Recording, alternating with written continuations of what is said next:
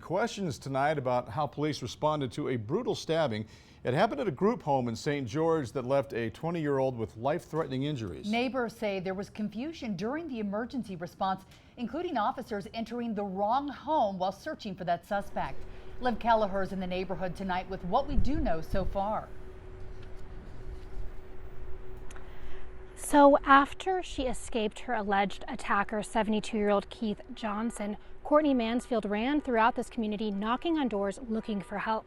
One couple was awake and opened the door. They were communicating with Courtney and police, trying to tell her which house they came from. But when police arrived, they went to a house a few doors down, suspecting that Keith may have been in there. Yes, multiple neighbors were very concerned with how the police handled it. There was a long period of time where who knows what could have happened. They did not secure or detain the situation very quickly. Police reports say Mansfield was working at a chrysalis group home for adults with intellectual disabilities when she was stabbed multiple times by a client. She managed to escape, leaving a trail of blood as she knocked on neighbors' doors for help. At least 2 people called 911. Officers arrived within minutes, but went to a different home that wasn't connected to the attack. The homeowner is not ready to go on camera or share her ring footage, but I have seen it. It shows officers approaching her door with guns drawn. They call out several times to Keith, and when they don't get an answer, they use a sledgehammer to force the door open. The footage shows officers outside that home for more than an hour.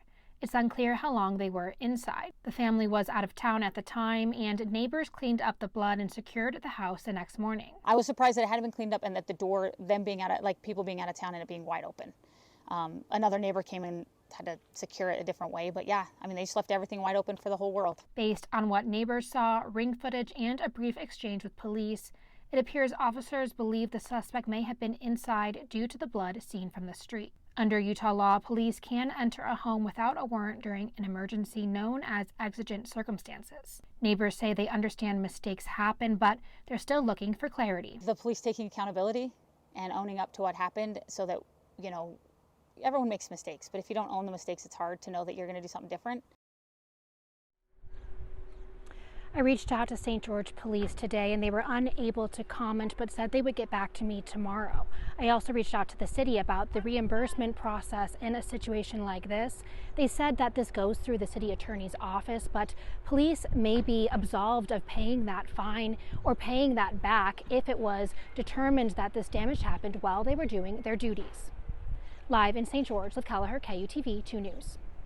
This cannot happen. It's simply unacceptable. Salt Lake police made a similar mistake back in 2012. Officers with guns drawn went into a 76-year-old woman's home looking for drugs. Now, it turns out they meant to raid one of her neighbor's homes. After this happened, Salt Lake Police Chief Chris Burbank apologized and the department made some changes. About 2 years later, the city also settled a lawsuit with the woman who owned the home. Retired Deputy Police Chief Chris Bertram says steps are in place to make sure things like this don't happen. Police must write a search warrant full of specific details about the home that they want to search. That includes descriptions of exteriors, landscaping, and the numbers on the house. Documents also include probable cause crime has been committed and also includes evidence. Judges must sign off on the warrants before they are ever served.